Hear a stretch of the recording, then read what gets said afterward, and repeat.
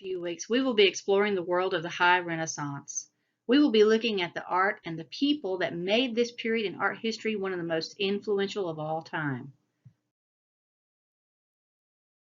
Start with our artists of focus. We're going to be exploring the world of Leonardo da Vinci. As you can see in the painting on the right, that's the Last Supper, which was painted by Leonardo da Vinci in 1435. It took him 3 years to paint this painting. Next, we'll be looking at Michelangelo, who's an artist and a sculptor, known for doing the ceiling of the Sistine Chapel and the sculpture of David.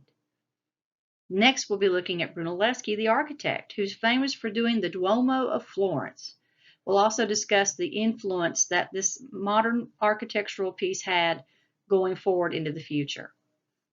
Last, we'll be circling back around to Michelangelo, who's also an architect. And in his later years, we will look at his artwork, The Last Judgment. In Lesson 1, we will be covering frescoes. It's all in the eggs. What we need to know about frescoes is that these were made in that time frame from pigment and egg whites, which was kind of an interesting technique, which we will be replicating in class.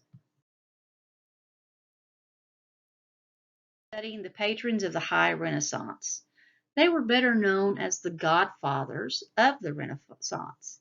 Think of The Godfather, the movie with Al Pacino, except a little older. Cosme de' Medici, which is pictured over here on the right, was considered to be the most influential of the Medici family. So we will be exploring their contributions to the High Renaissance.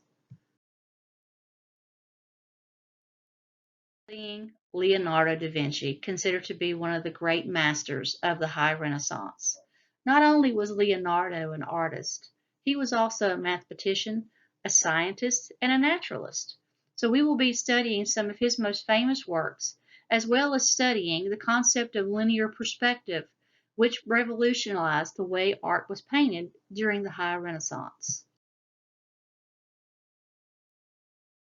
Into architecture, and we will be looking at the work of Brunelleschi. Brunelleschi was famous during the High Renaissance because he was able to do the one thing that no other architect was able to do during that time frame. He built a freestanding dome. Prior to that time, domes that were built tended to collapse because they had no way to figure out how to make an internal support structure. But Brunelleschi revolutionized the way the domes were built with dual-walled construction. In class, we're going to make our own domes, and we're going to see how well his domes compare to ours. So I hope you guys have enjoyed what we've covered today. Very end of our presentation. I look forward to the upcoming weeks together in class. I know you guys are going to learn a lot. We're going to do a lot of fantastic artwork. We're going to study the artists and their periods.